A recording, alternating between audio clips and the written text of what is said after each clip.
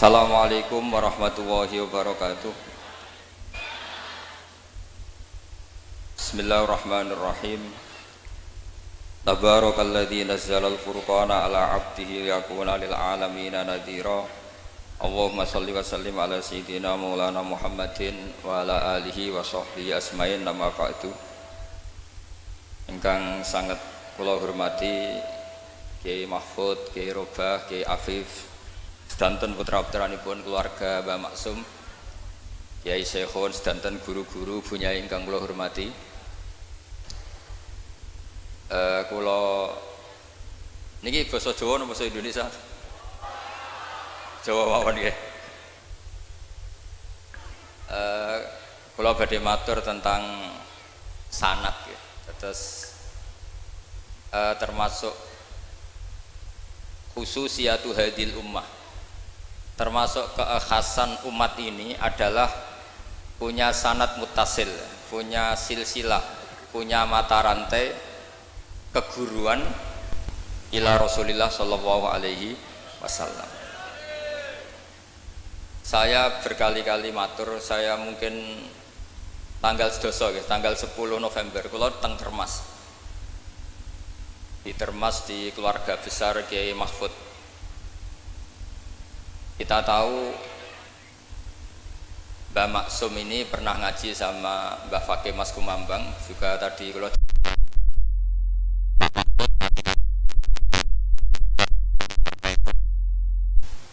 kok bisik nganggo hati tuh, ngomong bisik nganggo hati.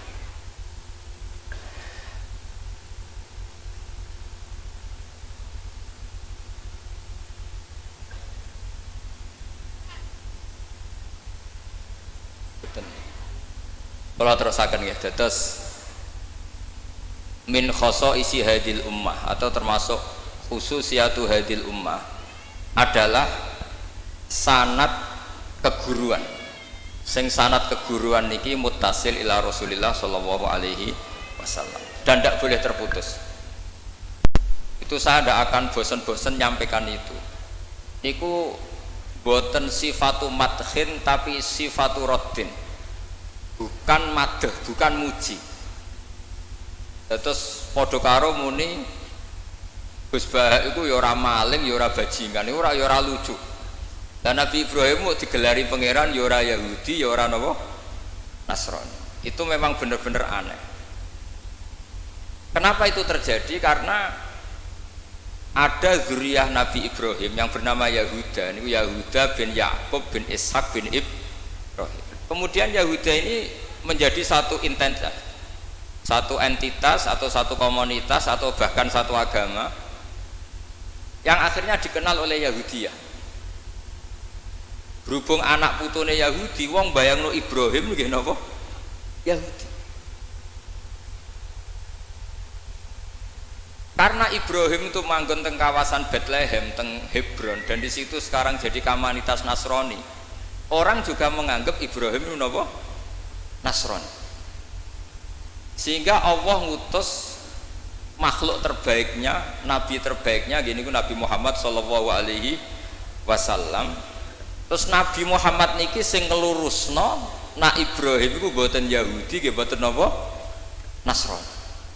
Dan Nabi Muhammad mati-matian berjuang membawa tauhid, dan tauhid itu diatasnamakan millata abikum Ibrahim. Terus niki mengke dados perhatian sesarengan. Artinya gini, orang yang sudah meninggal niku sudah nggak bisa apa-apa. Berarti ini. Monggo Pak Marzuki.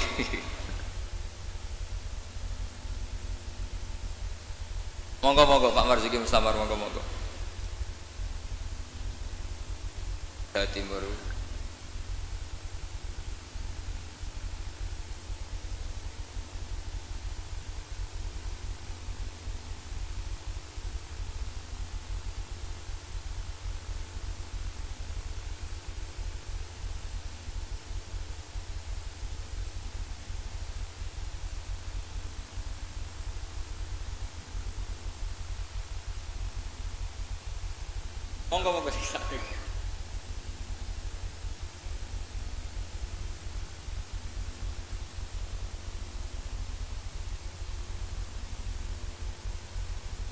Pun kula terusaken nggih. Wonten ayat teng Quran niku nyifati Nabi Ibrahim namung kalian dawuh maka na Ibrahimu Yahudiyya wala Nasrani. Terus Ibrahim niku gadah zuriyah namine Yahuda niku Yahuda bin Yakub bin Ishak bin Ibrahim. Akhirnya ketika Yahudiyah ini jadi satu entitas itu saged agama, saged marga, saged nama kerajaan. Iku orang mengira Ibrahim itu Yahudi karena entitas setelah Yahuda itu mengidentitaskan Ibrahim atau menstatuskan sebagai apa? Yahudi. Nasrani juga sama karena kebetulan agama Nasrani lahir di Yerusalem, di kawasan Hebron, di Bethlehem, kemudian orang menstatuskan Ibrahim itu ya Nasrani. Karena mayit ini orang yang sudah tidak berkutik, sehingga kalau dzurriyyahnya mayit ini menjadi pilihan tertentu, memilih pilihan tertentu, maka akan menstatuskan mbah-mbahnya. Sehingga saya berkali-kali bilang sebetulnya adat di Jawa itu salah.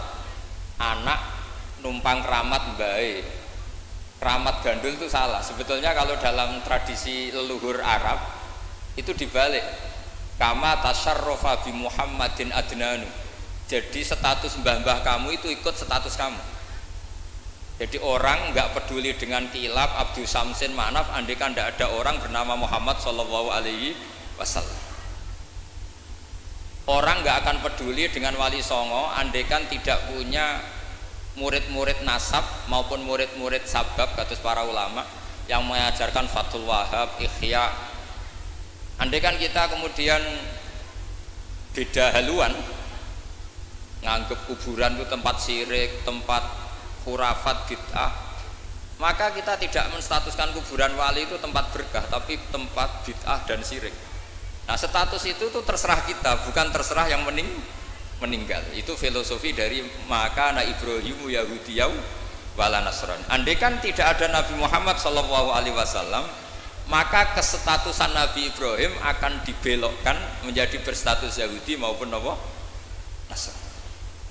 Maka kalau mau matur min khoso isi hadil ummah adalah as-sanadul muttasil ila Rasulillah sallallahu alaihi wasallam. Sebab hanya dengan sanad itu kita bisa menjaga status guru kita, gurunya guru kita, gurunya guru kita ila Rasulillah sallallahu alaihi wasallam. Saya termasuk orang yang fanatik sanad. Saya muridnya Mbah Mun. Mbah Mun diantara gurunya tentu Mbah Karim Lirboyo. Beliau ngaji sama Mbah Hasyim ngaji sama Syekhona Khalil ke Syekh Nawawi Banten. Atau Mbah Mun ngaji Mbah Karim, Mbah Hasyim ngaji Syekh Mahfud Termas di Mekah, kemudian ngaji Said Abi Bakar Sato Sohibul I'anah. Saya dari gen saya piyambak, gak ada bapak kandung, hafal Quran, ngaji sama buyut saya dari ibu. Dan itu sampai buyut saya namanya Hafsah, itu binti Soleh, binti Maksum dulu, binti Maksum bin Soleh. Soleh buyut saya itu gurunya Mbah Soleh Darat ketika beliau masih di Kudus, ngaji di Damaran. Pondok tertua di Kudus itu buyut-buyut saya di Damaran belakang makom. Jadi buyut saya kandung namanya Hafsah, punya anak namanya Sofia itu yang sampai saya, punya adik Badiah jadi ibunya Ki Sahal. Terus Hafsah itu punya saudara, punya pernak bule namanya Nyai Fadilah, itu digarwa Kiai Akil Sirat yang jadi Pak Said Akil dan seterusnya. Saya cerita begini ini penting karena supaya kebenaran itu dzurriyatam ba'duha min ba'd. Sekali dzurriyah ini melenceng itu tidak harus ekstrim menjadi kafir menjadi muslim atau muslim menjadi kafir, tidak harus itu. Misalnya dari Sunni menjadi Wahabi atau Sunni menjadi Syiah, atau Sunni seneng ngaji menjadi Sunni tidak seneng ngaji, itu juga sudah parah. Atau kiai yang dulu kagum anaknya bisa baca Ikhya, kemudian kiainya kagum kalau anaknya punya Alfat, itu juga melenceng sama. Dari kiai yang bangga anaknya tawakal menjadi bangga kalau anaknya pegawai BUMN, itu juga melenceng. Jadi melenceng itu macam-macam, tidak harus ekstrim. Tapi efek dari melenceng itu adalah menstatuskan orang sing hanifah muslimah yaitu Nabi Ibrahim menjadi Yahudian atau Nasronian. Jadi kira-kira kalau ada muridnya Mbah Mun kok kedonyan, Sebetulnya mental kapitalistiknya itu dia mungkin nyifati Mbah Mun bahasa hal itu enak kiai gede, tamune akeh, duwe akeh, mesti seperti itu. Tapi kalau saya atau yang sejenis saya enak duwe kiai Mbah Mun, saya pernah khatam wahab dengan Mbah Mun, khatam mahali sama Mbah Mun, jampul jamek sama Mbah Mun, nak moco enak, nak nerangno enak. Sampai kata ada kiai Madura itu nak moco kitab rapati iso. Tak tanya, teman saya, yang kiai ini teman saya, bukan semua kiai Madura yang teman saya. Kenapa kamu tidak bisa baca kitab? Yang kitab enak dibaca milik Mbah Mun, yang milik saya tidak enak katanya. Sehingga dia punya cita-cita mau beli kitabnya Mbah Mun. Jadi dia tidak menyalahkan otaknya, tapi menyalahkan kitabnya. Setelah saya alim, saya sering baca kitab. Katanya dia, kitab jenengan tak beli 10 juta Gus, asal saya bisa baca kayak jenengan katanya. Khawatir saya masalah sanad itu, saya ulang lagi masalah sanad. Saya punya kitab banyak karangannya Mbah Hasyim Asy'ari, karena saya punya tulisan banyak tentang Mbah Hasyim. Mungkin bahkan yang belum didokumen oleh keluarganya, karena Mbah Hasyim dulu teman akrab buyut saya, namanya Raden Fauzan. Fauzan itu bin Maksum. Itu ketika kitab dulu itu silih-silihan, karena dulu beli kitab itu mahal. Dulu buyut saya itu buyut saya dari ibu itu dibelikan kitab, buyut saya dari bapak itu belikan ithaf itu sampai jual sapi, saking mahalnya kitab. Sehingga saya masih ingat Mbah Sahal itu kalau belajar di geladak saya itu tafsir Bedawi itu ada tulisannya Mbah Mukhid, ada tulisannya Ki Zubaidi, terakhir dipakai Kiai Sahal Mahfud. Jadi satu kitab dipakai sekian generasi, saking susahnya kitab. Terus dulu orang belajar itu ya serius, korok tu alas syekh. Jadi dulu itu murid baca di depan kiai kemudian dibenarkan atau disalahkan. Sekarang enggak, kiainya baca, muridnya ngantuk omongan sendiri, terus dengan bangganya merasa saya ini muridnya Mbah Mun, muridnya Gus Baha. Itu innalillahi wa inna ilaihi raji'un. Ini enggak benar seperti itu, karena dia sebetulnya tidak mustakil. Kecelakaannya lagi, metode pelatihan bahasa Inggris, bahasa asing itu pakai metodenya ulama dulu. Orang kalau kursus Inggris itu dilatih disuruh ngomong sampai aksennya Inggris, konversasinya gaya Inggris, sehingga mereka pinter. Itu metode kita. Dulu nggak ada guru bacakan murid, itu udah ada murid bacakan guru. Makanya kenangannya Imam Syafi'i, qara'tu ala Malik al-Muwatta, saya membaca Muwatta di depan Imam Malik. Sehingga murid pinter apa goblok ini gurunya tahu. Nanti kalau bacanya bener terus disahkan jadi kiai. Karena enggak, nanti terus rokokan sampai omong-omongan tetap jadi kiai. Padahal kiainya saja nggak tahu dia pinter, enggak aja nggak tahu. Nah ini termasuk sanad yang mungkotek. Makanya saya ini nyesal senyesal-nyesalnya. Di tradisi pesantren sekarang ngaji sorogan itu jarang. Saya alhamdulillah sampai sekarang masih ada beberapa santri yang ngaji sorogan mahali sama saya, termasuk beberapa Gus Sarang masih sorogan sama saya. Karena Mbah Mun tuh gak mau ngasih sanad kecuali sorogan. Jadi dulu saya ngaji sama Mbah Mun, cucu kandungnya Mbah Mun mau sanad mahali gak langsung Mbah Mun, harus lewat saya, karena Mbah Mun sudah tidak sorogan mahali karena sudah sepuh. Nah pentingnya sorogan itu orang mustakil, murid ini mustakil, bacanya apa ini mustakil. Jangan sampai ngalami misalnya ada murid tanya, Gus, walam tarjiman itu maknanya apa? Saya yang kecelok orang alim saja nggak tahu maknanya lam tarjiman. Setelah tak lihat ternyata di bab khed walam tarodaman, dia baca langsung lam tarjiman. ya bingung. Kok saya sampai apa? Madatul kalimah dari apa? Mustaknya apa? Soroknya? Akhirnya saya coba kitabnya tak lihat, ternyata walam taro daman, dia bacanya langsung lam tarjiman. Itu banyak sekali. Nah makanya saya mohonlah di dukun ini orang-orang yang alim atau ustadz alim itu harus tetap ada tradisi ngaji sorogan, terutama bagi khiyaru ahli, orang-orang pilihan. Dulu sahabat ngaji Rasulullah Quran itu ya sahabat yang baca. Dulu saya ngaji Quran, setor Quran min awali hatta akhiri, ya saya yang baca. Beberapa kali saya baca kitab di depan Mbah Mun, di depan Gus-gus, di depan kiai-kiai saya. Jika kiai dulu itu tahu ini sudah alim, ini belum, ini setengah alim, ini setengah waras, ini tidak waras, itu tahu. Karena kelihatan sekali, tingkat naifnya itu kelihatan sekali. Misalnya ada anak baca misalnya begini, An Abdillahi bin Amrin. Itu gurunya pasti tahu. Locong kok Amrin ada wawunya, berarti bener. Misalnya An Abdillahi bin Umaro. Itu gurunya langsung tahu. Nah sekarang itu enggak, murid itu hanya mendengarkan, sehingga kadang-kadang ada orang itu baca Ibnu Ubay bin Ka'ab, itu dibaca Ibnu Abi, anaknya bapak itu nerak kowe cung. Jadi ini kecelakaan seperti ini nggak boleh terjadi. Ada lagi murid yang tanya gini, ini setengah pinter tapi ya setengah goblok. Saya pernah sorogan fikih ditanya, tidak boleh nikahi zaujatul ab. Saya ulang lagi ya, wala tangkihu manakaha abaukum minan nisa illa matat salaf. Tidak boleh menikahi istrinya bapak. Itu orang Jawa langsung protes, Gus, bojone bapak ra ibuku.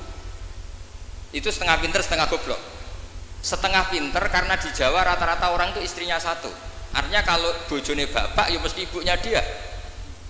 Tapi kalau dibaca di Arab, wong Arab itu kan bojone papat, sing telu gonta-ganti, sehingga bapaknya ini kadang pernah nikah sampai 10 orang. Paham ya? Orang Arab, mungkin orang Jawa Timur ya rodok Arab, banyak kiai yang istrinya ada satu kan.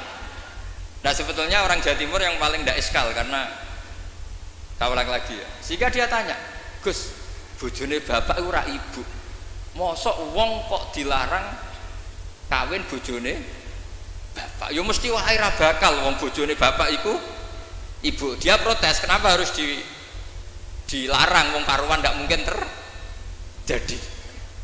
Tak terang no. Kalau orang Arab kan mungkin, yaitu bojone bapak satu ibu kamu, dua Sri, terus Wahyuni atau siapa. Ini orang yang pernah dinikahi bapak kamu itu haram kamu nikah. Nah berhubung dia orang Jawa, bojone bapak itu mesti ibu, karena ibu istrinya. Nah itu setengah pinter setengah goblok. Setengah pinternya bisa bantah, agak cerdas lah, bisa usul gitu. Setengah gobloknya itu sebetulnya ketika dengan ibunya itu bahasa Arabnya bukan zaujatul ab tapi ummuka. Kamu tidak boleh menikahi ummuka. Jadi bukan dimasukkan zaujatu abika. Jadi kalau dalam bahasa fikih itu status yang dipakai status terdekat. Jadi misalnya saya menghukumi ibu saya ya ummi, itu ibu saya. Tapi ketika istrinya bapak yang lain harus distatuskan zaujatu abika. Itu tidak bisa, kalau orang nggak sorogan itu tidak bisa. Nah kalau orang-orang NU, orang-orang pesantren saja sudah ada alim, apalagi yang di luar kita. Karena tadi sanad ini sudah mulai mungkota, ini sudah agak kecelakaan betul. Dulu Imam Malik tuh ngaji di depan Imam Malik ngaji di depan Imam Zuhri. Ya sorogan. Imam Syafi'i ngaji di depan Imam Malik, baca muwatta khatam benar semua. Terus qad ana laka antuftiya, ana itu sudah saatnya kamu iftah. Karena baca min awali hatta akhiri benar semua. Masih ngaji sama Sufyan bin Uyainah, masih ngaji sama Sufyan As-Sauri. Terakhir beliau ngaji sama Muhammad bin Hasan As-Syaibani di Irak. Itu semuanya yang baca Imam Syafi'i, sak logikanya. Terakhir dites begini Imam Syafi'i, sama sih. Saya termasuk sering baca kitab Risalatus Syafi'i. Saya sering baca kitab sering baca kitab Risalatus Syafi'i. Itu dites begini. Kata Sufyan As-Sauri, ya Aba Abdillah, kalau manggil Syafi'i itu Aba Abdillah, ma makna hadisi la tuharrikut tayra min makinnatiha. Gurunya yang satu tidak baca makinnatiha tapi min wakanatiha. Jangan gerakkan burung dari sangkarnya. Kalau sampai yang dibedai mesti jawab ini kurang penggawean apa ngobrak-ngobrak manuk kan gitu. Tapi Imam Syafi'i dengan fasihnya menerangkan orang Arab itu kalau mau pergi itu tatoyur itu pakai ukuran terbangnya burung. Nak digusah terbang ke kanan ila aimana berarti alamat baik. Kalau berterbang as'ama atau aisaro berarti burung. Nah, itu kalau ada burung di hutan terus digusah. Kalau nggak ada burung di hutan, dia memang nyimpan burung diletakkan di kurungan, tapi kurungannya dibuka terus diubrak. Nak terbangnya nganan, baik. Kalau ke kiri, buruk. Makanya disebut di Quran innama ta'irukum ma'akum inna tatoyarna bikum, karena yang dipakai ukuran itu to'ir. To'ir itu sesuatu yang terbang. Itu Imam Syafi'i langsung paham. Adatul Arab kalau mau pergi itu melihat terbangnya burung. Sehingga makna hadis la tuharrikut tayra min makinnatiha, jangan mentaklekkan barokah tidaknya pergi berdasar terbangnya burung, tapi berdasar pergi kamu itu fitaatillah atau fima siat. Nangis gurunya, padahal masih Imam Syafi'i umur 15 tahun. Wong kok pintere ngono. Makanya terus sampai dipuji-puji. Saya punya keyakinan kalau nanti fata min Quraisyin yamla'u tibaqal ardi ilman tuh kamu. Padahal teksnya hadis hanya gitu, jangan gerakkan burung dari sang. Itu dulu mungkin orang alim sampai seperti itu mungkin. Karena ngajinya sorokan, mustaqil. Saya beberapa kali dites Mbah Mun, hak cara kowe naib Indonesia itu fasik ta ora? Ora dijawab fasik ya rodok fasik untuk mel-melan terus. Nak dijawab fasik padha karo ngukumi nek kae wong sak Indonesia gak sah mergo waline napa? Nah, kalau pengalaman karena kalau sering ngaji sama Mbah Mun pengalaman. Jenengan ra kepengin nek kae wong sak Indonesia sah. Iya aku kepengin sah. Nak ngoten tak hukumi mboten fasik. Itu Mbah Mun sewenengnya saya sampai diambung itu dia bilang gitu. Cara wong Arab nak seneng diambung bombonan. Kowe muridku tenan kata. Karena itu memang jebakan. Jadi ya sudah seperti itu. Itu mungkin kalau ngaji sorokan. Tapi nak ngaji kilatan ya mau nyenggaki sholawat tok. Sholale. Oh semata ana wong tenan. Amit tenan. Loh kenapa? Sholawatnya baik, tapi Jibril juga gak paham. Sholale itu kan kalimat apa kan juga jelas. Coba diterkib. Nabi Muhammad sholli alaih, sholli itu malah perintah, berarti kiaimu sholli alaih, berarti Pak Yai kue semua sholawat kan gitu. Itu kalimat yang salah. Iya, waqala Rasulullah sallallahu alaihi wasallam. Terus muridnya muni sholli alaih, berarti kan kalau dimaknani kan sholli maca sholawat sira Pak Kiai, ali ngatasin mun jenengan mawon sing maca sholawat. Nah berhubung itu bahasa Arab gak ketara salah kan gitu. Adat-adat ngono iku mareni gitu. Itu naif. Mestinya kan qala Rasulullah sallallahu alaihi wasallam, sallallahu alaihi lah. Paling enggak ada dhamir mustatir yang kembali ke Allah. Ya kalau terus muridnya bilang apa? Sholli alaihi, coba sampean maknani sholli alaihi. Sholli ya Syekh alaihi ala nabi. Kacau enggak kira-kira dia kan dengar orang yang ngerti itu. Tapi alhamdulillah banyak yang nggak tahu sehingga ya alhamdulillah. Makanya saya berkali-kali muji orang bodoh itu barokah. Mergo ora salah wong. Jadi penak weh. Kalau saya tangisan, nak pondok gede weh salah oleh maca sholawat mun sing pondok cilik. Sing ditunggoni ahlul ilmi, maksudnya pondok gede sing notabene ditunggoni ahlul ilmi saja salah apalagi. Jadi dulu tuh orang itu pinter sekali karena ngajinya sorokan. Sahabat ya gitu. Sahabat tuh kalau nggak paham ya tanya Nabi, karena logikanya Nabi kadang nggak nyambung sama logika sahabat. Misalnya begini, al-qatil wal maqtul finnar, yang bunuh maupun yang dibunuh. Saya baca lengkapnya. Idzal taqal muslimani bisayfihima fal qatil wal maqtul finnar. Jika dua orang muslim perang sama-sama membawa pedang, maka yang bunuh maupun yang dibunuh di neraka. Sahabat tuh iskalnya hadza al qatil. Oke lah kalau qatil finnar, kalau pembunuh di neraka normal ya Rasul. Fama balul maktul. Lalu dosanya yang terbunuh apa? Wong dia korban, dia maktul, dia dibunuh. Jawabannya Nabi, innahu kana harison ala qatli sahibi. Dia sebut maktul, oke, dia maktul, tapi mentalnya qatil. Artinya gini, yang terbunuh itu mentalnya qatil apa maktul? Qatil karena dia saat tempur tentu inginnya membunuh. Artinya maktul itu status fakta, tapi status mentalnya qatil. Itu hebatnya Rasulullah. Ya ketika ada orang sama-sama bawa pedang duel itu mentalnya semuanya qatil. Cuma yang satu nasibnya maktul. Nah, maktul ini status nasib apa status niat? Status nasib, niatnya dia tetap qatil sebagai pembunuh. Jadi segampang itu Rasulullah menjelaskan karena tadi ada sorogan. Jika Nabi setiap ngaji sama sahabat, aro'aitakum hadhi, aro'aita kadza, aro'aitukum kadza. Nah, ini terakhir qadhiyah saya terakhir tak terangkan. Nah, sehingga Quran ini kembali ke sesuatu yang saya tekuni. Sehingga Quran itu mengajak orang itu berdialek dan sering ada kata aruni, kul aro'aitum. Kenapa demikian? Karena nggak boleh orang itu menerima ilmu itu karena dicekoki guru. Dia harus bisa berpikir sendiri. Jika Allah kalau ngendikan, nggak apa-apa selain saya sebagai Tuhan nggak apa-apa kata Allah. Kamu bilang Yesus Tuhan nggak apa-apa, Fir'aun Tuhan nggak apa-apa. Tapi kata Allah, aruni madza khalaqu minal ardi. Tapi tolong tunjukkan ke saya prestasinya Fir'aun apa? Apa ketika saya bikin langit dia ikut menciptakan langit? Apa ketika saya bikin bumi dia ikut menciptakan bumi? Aruni madza khalaqu minal ardi am lahum syirkun fis sama. Jika orang terus mikir kalau Fir'aun Tuhan, Yesus Tuhan atau siapa saja yang selain Allah dianggap Tuhan, lahirnya di mana? Oh, Yesus lahir di bumi.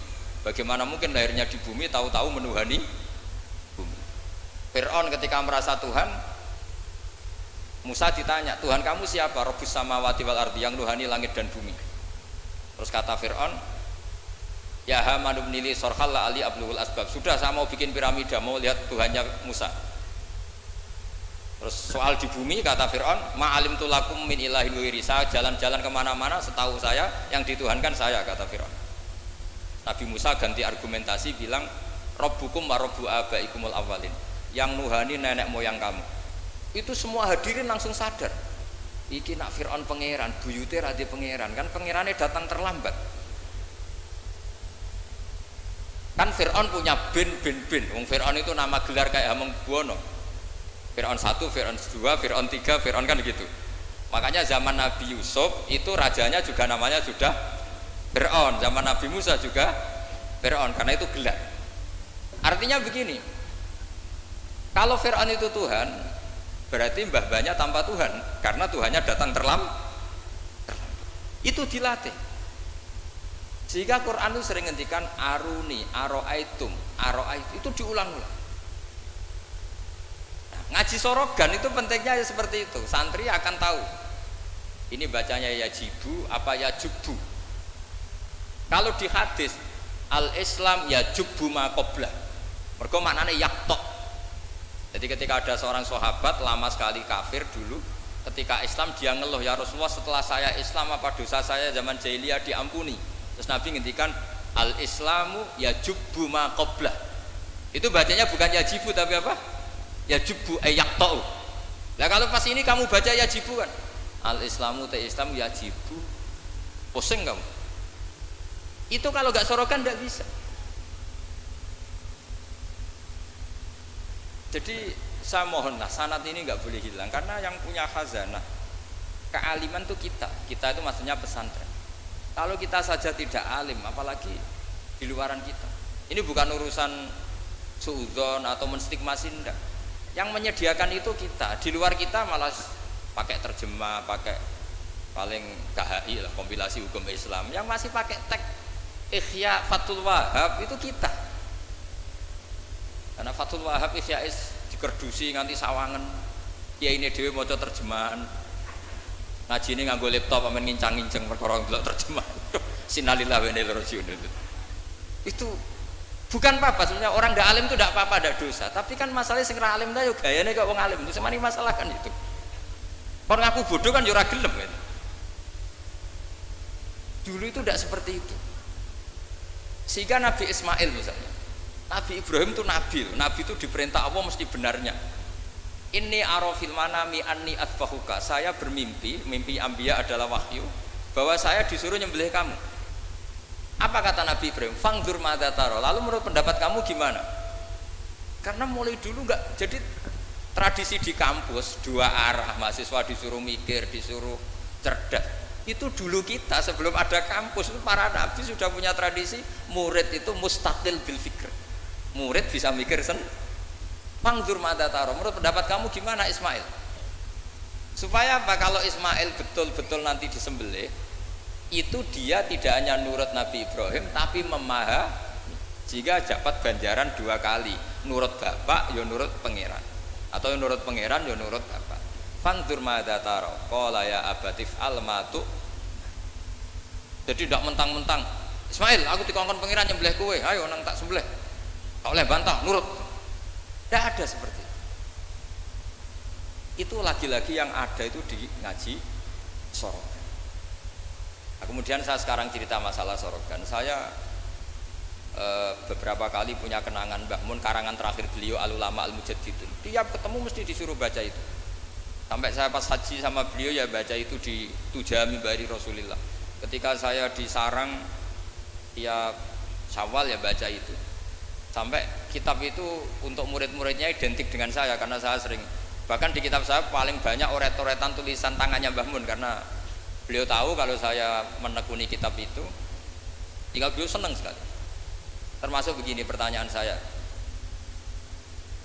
menurut Imam Syafi'i zakat zuro itu kan hanya yang muqtad, kayak makanan pokok lah, kira-kira kayak padi kalau di Indonesia.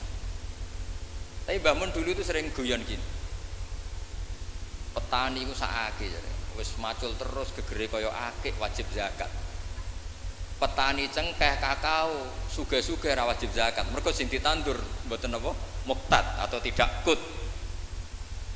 Pekeh ngono iku terus piye? Kaya gak adil. Bangun itu hanya guyon-guyon gitu. Mulai guyon petani kaya gegere kaya akik kaya apa gitu. Terus suatu ketika tanya saya, "Cara kowe wajib gak?" Ya najiran muni wajib, kula muni wajib, nak boten nggih boten, wong kula murid temen. Terus jare pamun, ora iso kowe kudu melok nak muni wajib ya kowe dhewe aja ngelok-ngelok nak aku. Dulu saya iskal saya itu niki kok gak tanggung jawab atas saya gitu. Dan di kitab itu ditutup dengan kalimat fa'ala man huwal qudwah li hadhil ummah ay yuftiya bima huwal aslah di hadil ummah. Jadi orang menjadi panutan umat harus berfatwa sesuai al-aslah li hadil ummah. Saya masih tanya lagi, loh al-qudwah li hadil ummah itu jenengan? Iya ya aku, tapi kayak kudu mikir dhewe. Terus tak tanya lagi, mahwal aslah li hadil ummah itu wajib napa boten? Kakao cengkeh ini sido wajib zakat napa boten? Yo karek kue. Nah dulu saya iskal. Sampai malam mau haji itu saya masih ditimbalin, masih diskusi kitab itu. Ini kitab ini tak bawa, kitab Al-Ulama Al-Mujaddidun. Ternyata kesimpulannya apa? Fatwa itu nggak boleh hanya gurunya paham, muridnya tidak. Akhirnya saya tanya gini, ya Syekhona, ketika seseorang itu syafi'i dan dia seorang mufassir, hal yataqayyadu bimadhabi imami amlah. Misalnya gini, kan dalilnya Yusuf Qardawi yang ngutip Ibnu Katsir kan, semua tanaman wajib zakat, termasuk kakao, cengkeh, apa saja, termasuk khodrowat, fawakih, asmar, simar, semuanya wajib zakat. Dalilnya adalah mimma akhrajna lakum minal ard. Ma itu umum, apa saja. Nah pertanyaan saya ke Mbah Mun, apakah seorang mufassir itu terikat madhab imamnya sehingga ma yang umum menjadi hanya yang muqtad? Apa tetap bebas karena ma itu umum? Terus ya beliau mau gejol-gejolkan ya, tapi yang beliau sempat komentar al-fawakih wal khodrowat sekarang aksaru iktisodian secara ekonomi lebih prospek, harusnya wajib zakat. Nah saya kenapa cerita panjang lebar ini, supaya jangan sampai pondok-pondok yang belajar Fathul Wahab, belajar Ihya, belajar Fathul Mu'in, kemudian kita dianggap orang yang antisosial. Petani melon kaya, petani tebu kaya, sudah kaya tidak wajib zakat karena yang ditanam tidak kut. Petani pari wis melarat, utangan, hanya karena yang ditanam apa? Kut atau muqtad wajib zakat. Lalu kata dunia kan terus piye toh kiai? Nah ini saya mohon sekali itu murid-murid bisa memahami kalau kita itu mendiktekan pikiran kita. Nah dulu Imam Syafi'i cara belajar seperti itu. Imam Syafi'i itu dulu senengnya sama orang miskin tak ngamek karena sifatnya Nabi wa yuhibbul fuqara wal masakin terus wa yajlisu ma'ahum wa yaruddu mardahum wa yuhibbul fuqara wa yajlisu ma'ahum wa yaruddu mardahum terus. Dia ketika di Mekah miskin, di Madinah mulai gundah. Imam Malik itu gaya orangnya. Jadi kalau duduk di kursi tinggi, babutnya itu empuk. Beliau mulai eskal, ini kiai kok kaya raya. Tapi itu dipendam sama Imam Malik. Terus ketika Imam Malik mengesahkan Imam Syafi'i jadi mufti, Imam Syafi'i tanyanya begini, setelah jenengan orang yang alimnya kayak jenengan itu siapa aja? Dari Imam Malik, sakjane Abu Hanifah, tapi wongnya mati, orangnya sudah meninggal. Mungkin beliau juga bilang mati karena selevel. Mungkin kalau kita harus bilang kapundut, bahasanya memang mata bukan tufiya. Lalu siapa yang alimnya kayak Abu Hanifah? Muridnya masih hidup, namanya Muhammad bin Hasan. Nah, bisa ke sana boleh dari Imam Malik. Imam Malik itu kaya, uangnya banyak, tapi beliau rumahnya ngontrak. Jadi kiai mulai dulu lebih seneng uang cash daripada apa sawah Tegal karena nggak bisa sedekah. Akhirnya Imam Malik gandeng Imam Syafi'i dijak ke Baki. Dulu Baki itu pasar kafilah, rental lonta gitu. Mana kafilah yang mau ke Irak? Oh saya ya Imam Malik, dibayari sama Imam Malik ini antar sampai ke Baghdad, sampai ke Kufah. Sampai ke Baghdad, dulu namanya Baghdad itu ya Baghdad, Kufah, Basrah, belum ada nama Irak. Terus Imam Syafi'i disangoni uang tuh banyak, pernah saya hitung tuh sekitar hampir 40 juta karena satu dinar kan sama dengan 4,25 gram, ada yang mengatakan 4,20 gram. Pernah saya hitung tuh sekitar 40 juta. Imam Syafi'i mulai iskal, kiai iki melarat sing tak belor atau nyangoni, kiai sugih nyangoni terus, mulai rubah pikirannya.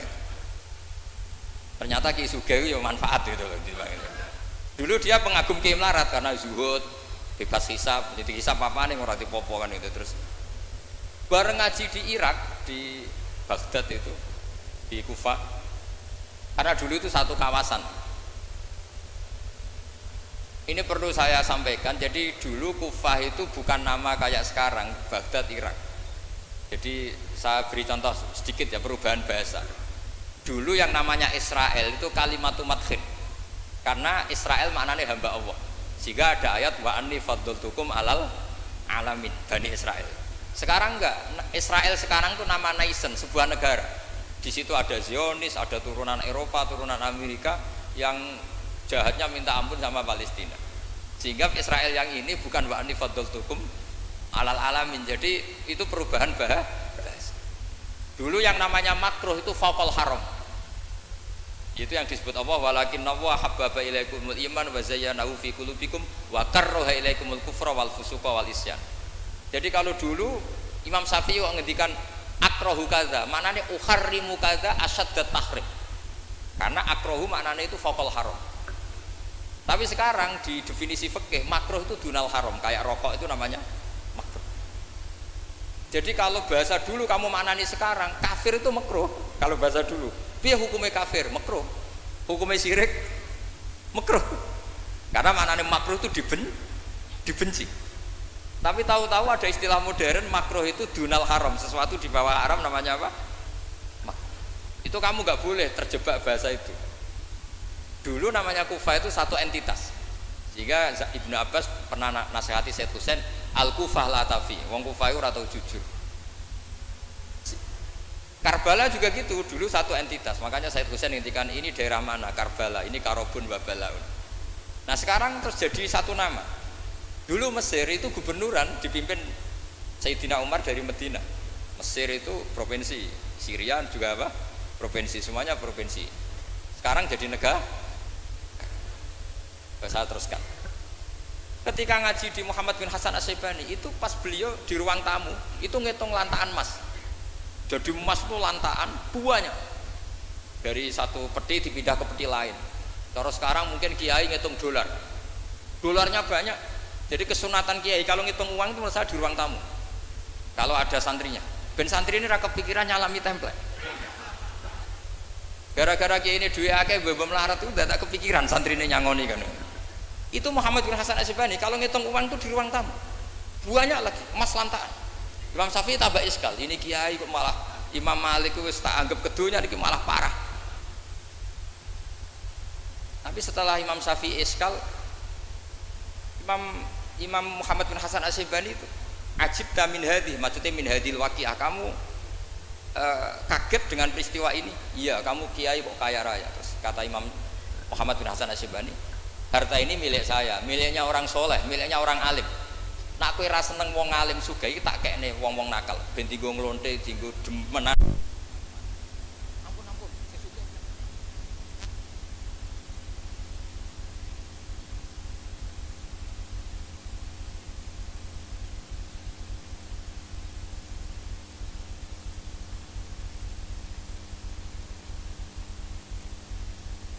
Islam kuat beli kuda, kok beli khimar haram.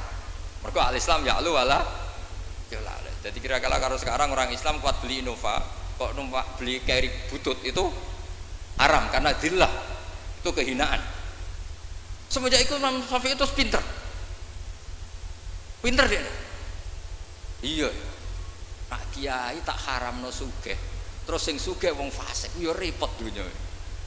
Kiai tak haramno jabat, sing jabat wong fasik, amen perda nglindungi tempat-tempat mak, iku ya terus repot. Nah sanad itu sampai Imam Ghazali, termasuk yang tak baca kak saya ketika bela Mbah Mun al-intisar lima dzaibi syaihina itu, saya bela diantara adalah ulama harus punya pangkat supaya otoritas itu dimiliki orang soleh. Terus wa amal izu wal jafa bihi ma yadfaul insan nafsi adil terusnya. Ada yang baca fabihi, kalau fabihi dhamirnya mufrad. Semenjak itu kakak saya pernah wakil bupati, Eropa pernah bupati, Gus Yasin putra Mbah Mun wakil gubernur. Itu panjang, sanad pemikiran seperti itu tuh panjang. Kalau kiai tidak boleh jabat, ya biar yang jabat orang fasik, nanti perdanya menguntungkan ahlul fiqih dan seterusnya. Dan itu ulama dulu bisa menerangkan dan memahamkan pada murid-muridnya karena ngajinya soro. Sekarang enggak ngaji ya kayak seperti ini. Makanya saya diundang itu termasuk kiai paling sulit diundang. Wis masyhur. Andai kan kiai Roba tidak datang ke saya sendiri, mungkin saya tidak datang. Wis tenan yakin sekarang datang. Saya itu hanya mau datang ke pernah sepuh. Ternyata pernah sepuh ya banyak, jadi wah mata wong itu. Nah nanti itu ke Kiai Jawa itu, Kiai Jamal itu kan iparnya Basal itu sepupunya Mbah saya. Mbah Jamal itu abahnya Gus Rosin. Saya tiap bulan kan ngajar di pondoknya Mbah Sahal, karena memang sepupunya Mbah saya.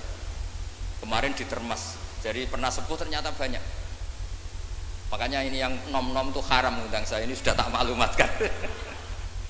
Karena logikanya jelas lah, aturan santri itu hormat mbek sing sepuh. Nah, kiai nom ngundang aku itu dosa. Mergo ngatur sing luwih tuwa. Jelas iku jelas dosa, cara fikih jelas dosa. Apa meneh nom kalah pinter tambah dosa ngatur wong alim. Wes jelas cara fikih seperti itu. Kamu enggak boleh bantah hukum. Nah, kira-kira hukumnya gimana? Wong bodoh ngatur wong alim, kira-kira hukum gimana? Kira-kira dosa ndak? Dosa, yakin dosa. Jadi sanad ilmu itu terjaga sampai seperti itu, ada dialek. Akhirnya Imam Ghazali menulis di kitab tentang syukur, juga di kitab masalah salatin. Jangan kira Nabi setelah jabat, yaitu menguasai Mekah dan Medina, itu pahalanya kalah ketika Nabi yu'dha wa yudrok, ketika Nabi disakiti. Kenapa begitu? Nabi ketika disakiti, diusir di Mekah, ganjarannya Nabi tetap hanya sabar tok. Oke, sabar itu mendapat pahala. Tapi ketika Nabi kuasa, maka ganjarannya Nabi bukan lagi sabar, tapi mengatur Mekah supaya la yatufu bil bait uryanun wala kadza wa kadza. Ka'bah harus steril dari berhala. Ka'bah enggak boleh ada orang telanjang toa. Artinya apa? Dengan Nabi berkuasa bisa menertibkan aturan yang menguntungkan syariat. Artinya apa? Ya sudah seperti itu. Semenjak itu terus Imam Syafi'i, wah nak ngono wong Islam ora oleh kalah. Ya terus keterusan tadi di fatwa-fatwa fikih apa? Syafi'i. Nah semenjak itu terus mungkin Kiai jabat dulu Mbah Hasyim punya putra Gus Wahid di menteri apa? Agama. Karena menjaga madzhab ahli sunnah apa? Wal jamaah. Kalau menterinya tidak ahli sunnah kita juga repot. Pak misalnya ada pelaturan menteri, ziarah kubur itu bid'ah, dalilnya ini. Terus disosialisasikan ke semua khotib. Pusing zaman kan? Tapi kalau yang jadi menteri kelompok kita sendiri kan ya sudah dianjurkan biar ingat mati. Tapi kalau yang maklar ziarah ya dianjurkan supaya dapat selisih ya macam-macam lah. Kalau niatnya orang semacam-macam lah. Tapi yang jelas itu efek efek dari kebijakan ini luar biasa. Jika semenjak itu Imam Syafi'i ngarang bolehnya orang soleh kaya, bolehnya orang soleh jabat. Jadi itu panjang dialek itu. Dan dialek yang panjang ini muridnya tetap paham karena lewat tadi pemahaman yang benar, sorogan tadi. Itu istilahnya Nabi Ibrahim, fangzur madza tar. Nah, ini mulai hilang, makanya saya mengutarakan sesuatu yang mulai hilang. Cobalah dihidup-hidupkan lagi. Untuk anak-anak kiai cobalah tetap sorogan. Saya alhamdulillah dulu menangi sorogan. Sekarang beberapa gus ya masih ada yang sorogan sama saya, sama guru-guru yang lain di beberapa pondok ya masih. Itu harus diteruskan. Karena itu sanad muttasil ila Rasulillah sallallahu alaihi wasallam. Masyhur itu. Ketika Abdullah bin Mas'ud mau ngaji sama Nabi, Iqra alayyal Qur'an kata Rasulullah. Aqra'u wa alaika unzil. Mosok kula sing maos Nabi kan Quran diturunke ning jenengan. Inni uhibbu an asma'ahu min ghairi. Aku seneng nek sing maca wong liya. So, Abdullah bin Mas'ud mulai baca surat Nisa. Baca sampai ayat fa kaifa idza ji'na min kulli ummatin bisyahidi wa ji'na bika ala haula'i syahida fa idzan ainahu tadrifan. Terus Nabi nangis. Tapi intinya itu ada sanad bahwa murid yang baca. Nggih ngoten mawon. Assalamualaikum warahmatullahi wabarakatuh.